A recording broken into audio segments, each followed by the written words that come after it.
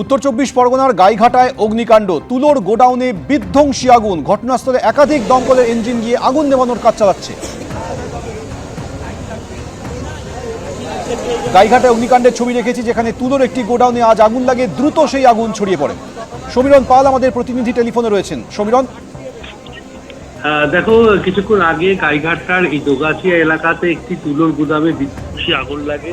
ঘন জনবসতিপূর্ণ এলাকা এবং সেখানে আগুন লাগার ঘটনায় এলাকার বাসিন্দারা আতঙ্কিত হয়ে পড়ে। অনেক দূর পর্যন্ত আগুনের লেলিয়ান সেখান থেকে ছুটতে শুরু করে। খবর দেওয়া দমকলের 3টি ইঞ্জিন এই মুহূর্তে এসছে। যুদ্ধকালীন তৎপরতা আগুন নেভানোর কাজ করছে। এই মুহূর্তে অনেকটাই নিয়ন্ত্রণে চলে এসছে আগুন। তবে যেটা জানা যাচ্ছে যে এই আগুনে গৃহবধূ আটকে গেছিল, তাকে দমকল কর্মীরা এবং এলাকার বাসিন্দাদের সাহায্যে তাকে উদ্ধার করা হয় এবং তিনি এই ঘটনার আকস্মিকতা কিছুটা মানসিকভাবে বিধ্বস্ত হয়ে পড়েছিলেন। তাকে এলাকার বাসিন্দারা সাহায্য করার চেষ্টা করেন এবং এই ঘটনায় রীতিমতো আতঙ্ক তৈরি করে এলাকায়। কি থেকে আগুন লেগেছে কোনো স্পষ্ট নয়, পুরো গোডাউনটি ভস্মীভূত হয়ে গেছে বলে জানা যাচ্ছে। সমীরণ, আশেপাশে কয়েকটি বাড়ি দেখা যাচ্ছে, বাসিন্দাদের কি নিরাপদে সরানো হয়েছে?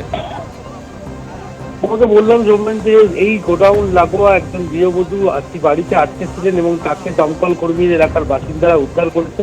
তবে এখনো পর্যন্ত কেউ আটকে নেই। তবে আশপাশে বাড়ি রয়েছে, আগুন যাতে অন্যত্র ছড়িয়ে না পড়ে দমকল কর্মীরা সেদিকেই নজর রাখছেন। দমকলের 3টি ইঞ্জিন এই মুহূর্তে কাজ করছে।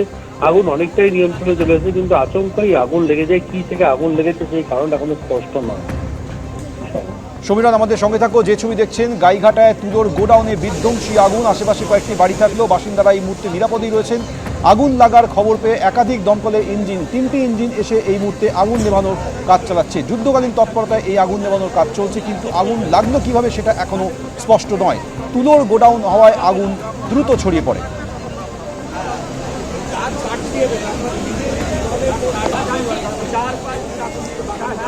উত্তর চব্বিশ পরগনার গাইঘাটার ছবি দেখছেন, যেখানে একটি তুলোর গোডাউনে বিধ্বংসী আগুন।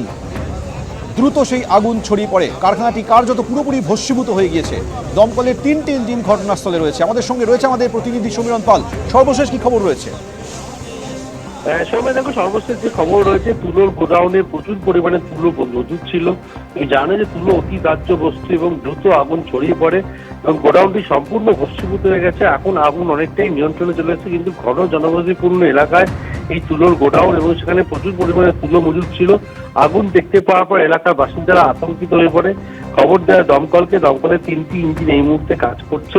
তবে আগুন এখন অনেকটাই নিয়ন্ত্রণে। তবে এই পরিমাণ তুলো মজুদ ছিল, সেখানে কোনো অগ্নিনির্বাপক ব্যবস্থা ছিল কিনা এই সমস্ত দিক খতিয়ে দেখবে দমকল আধিকারিকরা, এমনটাই জানা যাচ্ছে। তবে এই বিধ্বংসী আগুন এবং তারপরে গৃহবধূ আটকে ছিলেন, তাকে উদ্ধার করেছেন স্থানীয় বাসিন্দারা দমকল কর্মীদের সাহায্য নিয়ে। তবে এই মুহূর্তে আগুন অনেকটাই নিয়ন্ত্রণে বলে জানা যাচ্ছে। সমীরণ, যে কোনো অগ্নিকাণ্ডের ক্ষেত্রে পকেট ফায়ার থেকে যায়, যেখান থেকে আগুন আবারও ছড়িয়ে পড়ার একটা আশঙ্কা থাকে।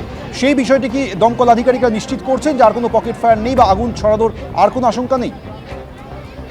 দেখো, এই মুহূর্তে যা পরিস্থিতি দেখা যাচ্ছে যে আগুন ছড়িয়ে পড়ার কোনো আশঙ্কা নেই। আগুন একটা জায়গায় সীমাবদ্ধ করতে সমর্থন হয়েছে দমকল আধিকারিকরা। তবে এখন এই মুহূর্তে ডাম্পিং যে কাজ, অর্থাৎ যে বিভিন্ন জায়গায় পকেট ফায়ার দেখে নেওয়া, এই সমস্ত কাজ করার প্রক্রিয়া চলছে। আরো বেশ কিছুক্ষণ সময় লাগবে আগুনটাকে পুরোপুরি নিয়ন্ত্রণে আনতে। সমীরণ, ধন্যবাদ।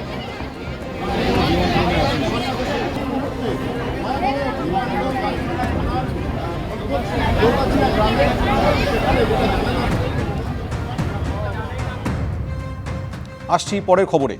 অভিযুক্তকে আগে সাসপেন্ড করা হলেও সে কিভাবে অন্য হাসপাতালে কাজ পেল?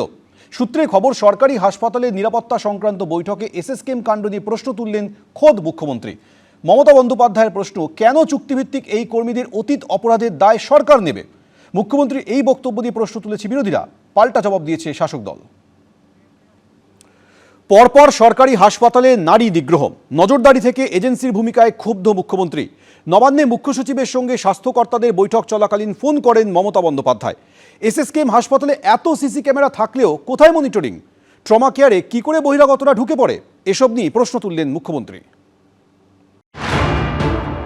কলকাতার বুকে এসএসকেএমের মতো হাসপাতালে এক নাবালিকার যৌন নিগ্রহের অভিযোগ ওঠার পর বিভিন্ন মহলে প্রশ্ন উঠেছে, এত বড় সরকারি সুপার স্পেশালিটি হাসপাতালে তাহলে কোথায় নজরদারি? দিনে দুপুরে এরকম একটা ঘটনা ঘটল কি করে?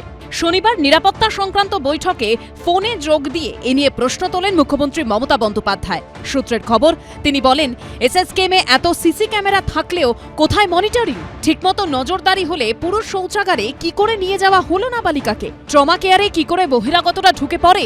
পাল্টা বিরোধীদের প্রশ্ন, সরকারি হাসপাতালে এমন ঘটনা ঘটলে সরকার কি করে দায় এড়াতে পারে? যদি লজ্জা থাকে, সম্মান নিজে রাখতে চান, নিজের সম্মান, তাহলে মমতা ব্যানার্জি এই দুটো দপ্তর থেকে পদত্যাগ করুন। আমি লিখে দিচ্ছি যে আপনার চেয়ে যাকে দেবেন সে অন্তত তার চেয়ে ভালো চালাবে, যাকে খুশি।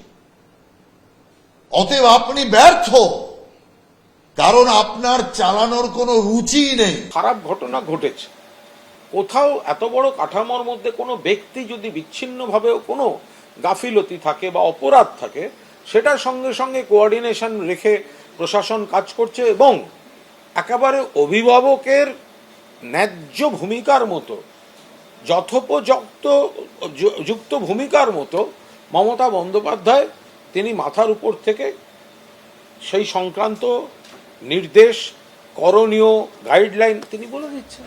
অভিযোগ, এসএসকেএমে যৌন নিগ্রহের অভিযোগে ধৃত অমিত মল্লিক নিজেকে পরিচয় দেন শিশুরোগ বিশেষজ্ঞ হিসেবে।